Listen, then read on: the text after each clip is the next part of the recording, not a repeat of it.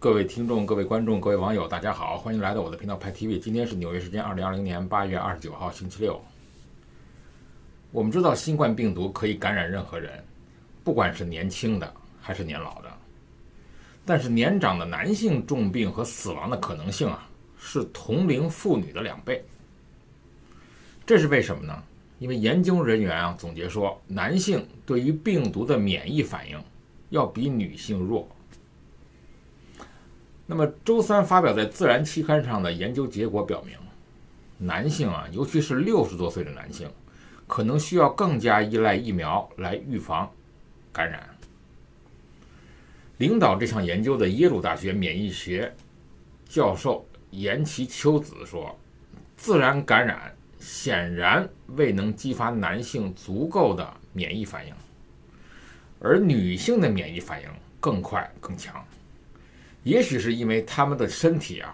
天然有着对抗这个威胁未出生或者新生儿的病原体的能力。但随着时间的推移，处于持续高度戒备状态的免疫系统可能是有害的。比如大多数自身免疫性的疾病，它的特征是免疫反应过于强烈，这在女性中远比在男性中更为普遍。所以你可以想象，在年轻人或者年轻女性中，1针疫苗可能就足够了，而年长的男性可能需要接种3针疫苗。科学家们发现，这些女性的身体产生了更多的所谓的 T 细胞。那么这种细胞它本身是可以杀死受病毒感染的细胞，阻止感染的传播。男性对于 T 细胞的活化要弱得多。那么这种滞后与男性的病情负相关，男性的年龄越大，他们的 T 细胞反应就越弱。岩崎博士说，当他们年龄大时，他们失去了刺激 T 细胞的能力。如果你看看那些真正未能制造 T 细胞的人，他们的病情比较重。但是年龄更大的女性，甚至非常老，比如90岁的女性，这些女性仍然表现出很好的免疫反应。这项研究本身是有局限性的，它的样本比较小，患者平均的年龄超过了60岁，因此是很难评估免疫反应如何随着年龄的增长而变化。不过新的发现也是令人兴奋的，因为他们开始解释为什么男性在新冠病毒中的情况会更糟。那么老年妇女中更有力的 T 细胞反应可能是保护的重要线索。那目前必须进一步的探讨。特别我们知道在5月份刚刚发生了非裔弗洛伊德的致死事件。那么近期又有这个29岁的3个孩子的叫做 Jacob 布莱克，在孩子面前遭到警察连开7枪，打成瘫痪。首先有人问这个问题为什么警察开枪总是连续的开？首先，警察是认为嫌犯可能伤害甚至杀害执法人员或者旁观者时，他们所受的这个训练就是连续开枪，直到把对方制服为止。警方他们的说辞都是千篇一律的。那么逮捕人犯本身就是一个高度紧张的局面，执法人员的肾上素飙高，这事实总该受到尊重，造成连续开枪成了习惯，已经到了习惯成自然的地步。在警察的教科书里明白地写着，面对威胁的时候，不论如何先开枪，消除威胁再说，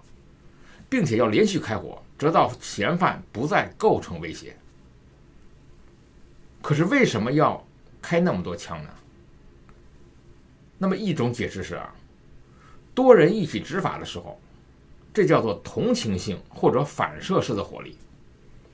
一组警察中，只要有人开了第一枪，其他人即使不觉得嫌犯有多危险，都会自动的补他几枪。在乱枪中，警察可能误以为嫌犯还击了，结果所有在场的警察都毫无必要的拼命的向嫌犯开枪。警察开枪命中率其实是不高的。根据达拉斯警察局2019年分析他们分析了130个警察开枪案件中的报告指出，警察即使近距离开枪，他的命中率呢仅仅是35%。那么1990年纽约市警察的命中率呢更低，仅仅是23%。场面紧张，警察是更紧张的，那么影响了他们的判断力，以致连开多枪。那么太多枪显示警察的训练是不足的，无法判断嫌犯是否携枪，加上缺乏自信，先把对方制服再说。最近中美关系是非常紧张的两国先是关闭了对方的一个领事馆，又对于对方的若干个人进行了制裁。那么如果个人被美国制裁的话，到底是有哪些影响呢？美国对于个人和企业的制裁简称为 SDN 清单，叫做特别指定国家和个人封锁清单。那么这个清单的名单呢，是不定期更新的。如果你不被移出清单的话呢，那么制裁呢就是永久性的。那么如果个人或者企业被美国列入了制裁清单的话，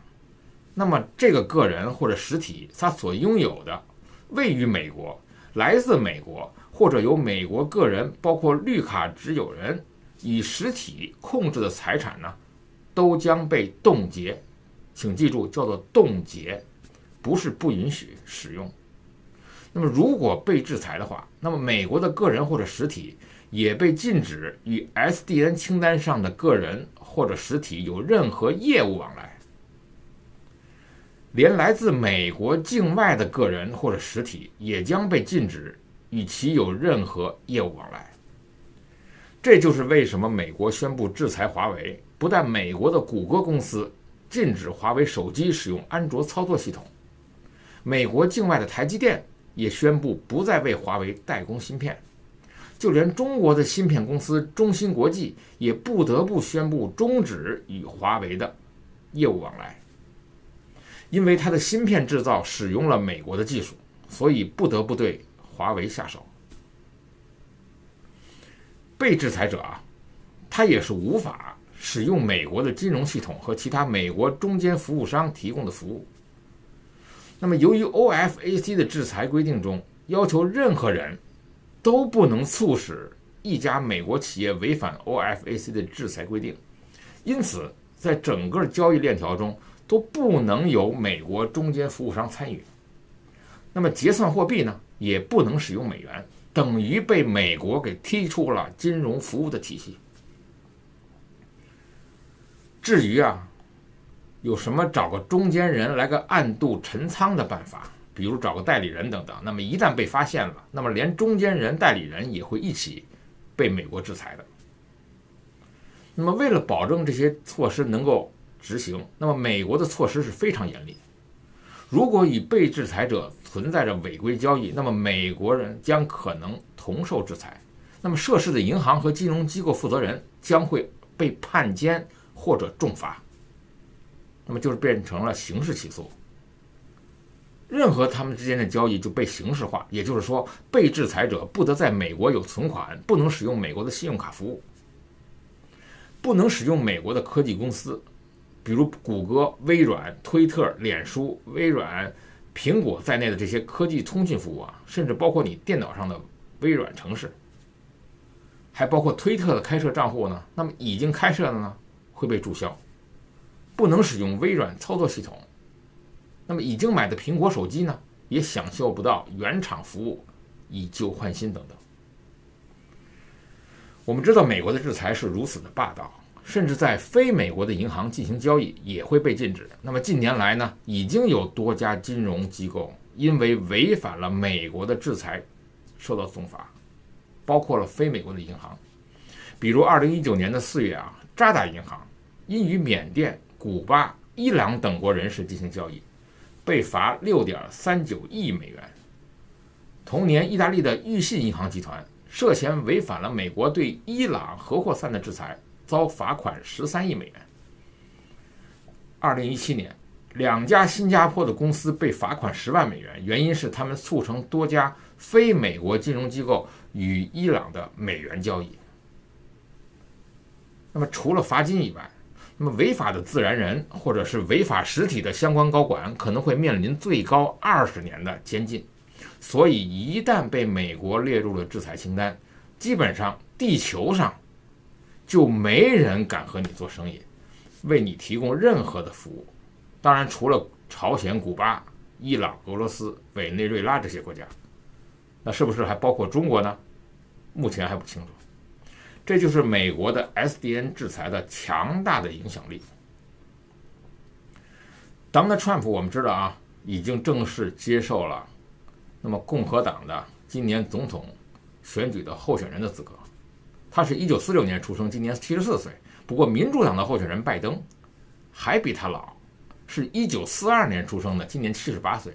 2个人加起来的岁数超过了150岁，而2020年的大选无疑是一场老人战争。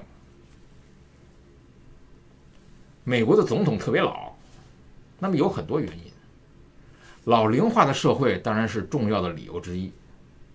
那么根据埃默里大学2019年的一份研究指出啊，美国65岁或以上的长者，他们投票比年轻一辈积极，同时呢，选民会倾向投票与自己年龄差不多的候选人。美国投票的人呢，大多是年长一辈儿，那么投票选出来的总统年龄自然就不会年轻。这当然不是故事的全部，美国的政治环境呢也是非常年长的。美国国会平均的年龄啊，几乎创了历史的新高。共和党领袖麦康奈尔今年已经78岁了，那么民主党的领袖佩洛西呢，更是80岁了。这种现象啊，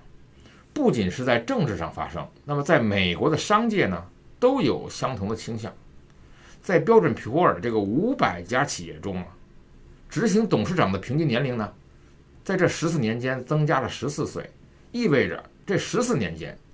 美国最富有的企业的领导人呢，未曾改变。尽管55岁或者以上的人口呢，只占美国总人口不过1/3，却拥有了美国全国2/3的财富。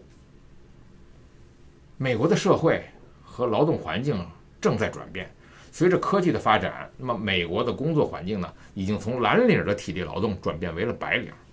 今天的工作已经不再像上个世纪70年代般的这种费劲儿，使这群在70年代已经在工作的他们，到了今天呢，竟然还能继续工作。而美国总统的选举啊，实际就是财富的较量。所有宣传的竞选活动，那么形象工程都需要大量的金钱，而年长一辈有更多的关系找来更多的捐款，而当整个社会财富累计在老人身上，自然也就推高了领导者的年龄。当然了，这几天呢，我经常收到川普的广告啊，还收到拜登的广告，要求我给他们捐款。那么捐款数目呢，当然有可以随便选的数目啊，也可能有50美元啊、40美元啊等等。当然了，你捐任何1分钱也没问题。但是问题在于啊，那么因为在美国的社会中啊，那么有钱和有竞选资金呢，是有重叠的部分，但是也有完全不同的情况。那么给大家介绍一下啊，首先就是这些竞选资金的使用。比如2008年的选举，那么奥巴马阵营呢，他花了7.6亿美元，而整个美国花了53亿美元。但是奥巴马自己的大学的助学贷款，那几万美元的东西呢，可是在他当上总统之后才还清的。在2008年的时候呢，坐拥几亿美元的竞选资金，而他不得不继续为他那些助学贷款支付不菲的利息。这个例子啊，就可以充分的证明，美国的竞选资金必须是专款专用，选举账户里的资金绝对不等于个人账户里的现金。任何非法的挪用不仅会断送入主白宫之路，还会快速的通往联邦监狱的路上。所以对于那些已经有可能问鼎白宫的候选者来说啊，大家是绝对不敢滥用这些捐款的。那么你冒险失去了入主白宫的机会不说啊，更何况挪用的钱呢，最后你还是要自己来还上。那么第二个不同呢，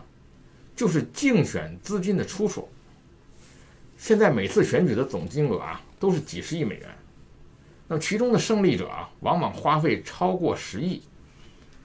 我看现在川普的募款啊，已经超过了15亿到16亿，而拜登呢，也募集了差不多7亿。这当然说明啊，全体的美国人都同意说，选举就是一个很花钱的事情。而这个意义上说，像川普这样身价35亿美元的富翁，肯定比别人有一点点的优势，因为关键时刻呢，自己可以掏钱。但是呢，像贝索斯这样的1000亿美元的身价，以及巴菲特、比尔盖茨等等数百亿美元的身价的大咖，在美国也是真实的存在的。那么如果他们掏出一笔涵盖一切费用的钱，比如说100亿美元，是不是就能保证自己绝对当选呢？现实中呢，这完全是不可能的。为什么呢？因为竞选资金的出处不同，自己掏，无论是掏10亿、掏100亿，甚至掏1000亿美元，也只表达了自己的意愿，却无法真实的反映民意。而真正投身选战，大家就是要看能够收到多少小额的捐款，所以确认捐款中的小额捐款的人数，基本上就等同于已经确认了的票数。川普啊，迄今为止的募到的15到16亿美元中啊，应该有超过一半是小额捐赠。那么你拿8亿除以20，那么大概是4000万人，或者说已经是4000万的铁票。而拜登的7亿美元小额捐赠呢，似乎只有1/3，就是说，意味着是1200万票，这才是他们真正的铁票的差距。当然了，每4年花几十亿美元到底值不值，每个人是见仁见智，特别是输了的人。那么我当然相信了，世间最重要的岗位呢，应该就是经过这样实打实的竞选。毕竟这平均起来每年10几亿美元的选举的费用啊，那么它是几乎没有动用任何国家收的税，那么这点非常的重要。当然最近我们看到，根据南华早报报道说啊，说人民解放军啊，在26号的上午向南海发射了2枚导弹。那么又有一说呢，说是发射了4枚导弹，型号分别是从青海德令哈发射的东风26B和从浙江宁波发射的东风21D。东风26B和东风21D，它本身啊，它都是反舰的弹道导弹，其中东风21D的射程在1800公里，而东风26B可以打击4000公里内的舰艇目标。在之前的美国的国防部啊，在2020年的中国军力报告中，他表述过，美国认为东风21D 型弹道导弹的反舰威力更大，而东风26呢，则是有限的反舰能力。所以，美国不是不知道这2款导弹啊，有可能对于航母群造成毁灭性的打击，只是现在不太相信中国具有这样的实力。而不幸的是，他们真实的见识到了中国发生的东风导弹。一直以来啊，利用弹道导弹打航母只是停留在一个理论的水平，因为其中有几个关键的困难。一是对于航母群的定位，就是要看得到；那么2是要呢末端变轨，就是能够打到一定中的这个目标，就是打得到； 3是要突围，就是弹头的速度呢，它的攻防要达到一定的速度呢，就达到了它的致命性，那么冲破它的防护网。这次东风的26啊，它是可以携带滑翔器弹头的，是不是真装载了？那其实是美国的一大考量。那么美军呢，他在关心的是不是水平起滑、末端横向机动的滑翔器弹头？这个组合呀，美军当下认为啊，至少对外面宣称是没有任何拦阻能力。这就是为什么26号的上午，美军的一架编号为62 -4128的 RC-135S 弹道导弹侦察机紧急从冲绳加手纳基地起飞，前往南海开展侦察行动的原因。美军的 RC-135的侦察机代号为眼镜蛇球，是美军专门的弹道导弹侦察机。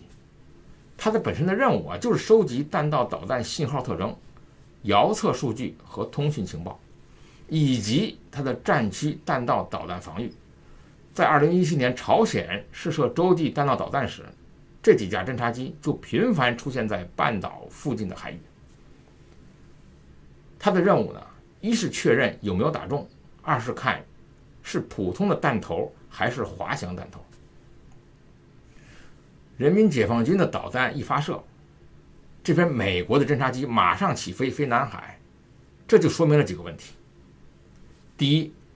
美军的雷达目前可以对中国全境的扫描已经达到了青海，这是一个很深的腹地。二是美军对于中国的任何军事行动都可以第一时间做出反馈，这就展现了美军的战术素养和实战水平。第三是对于弹道的判断以及持续的动态监控，知道目的地是南海，而且也有可能监测到了中国的靶船。为什么今年上半年美军呢，它的军机在南海活动多达2000多次？7月15号以来呢，已经连续10几天抵近南海侦察。